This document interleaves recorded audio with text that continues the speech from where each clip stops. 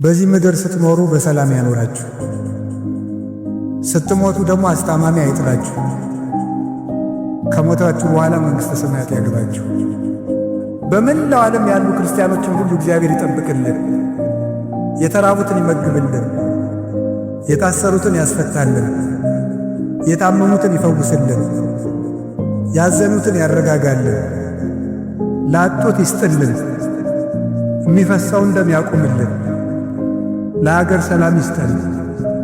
መድኃኔ ዓለም በቃ ይበለን። እግዚአብሔር ይማረን።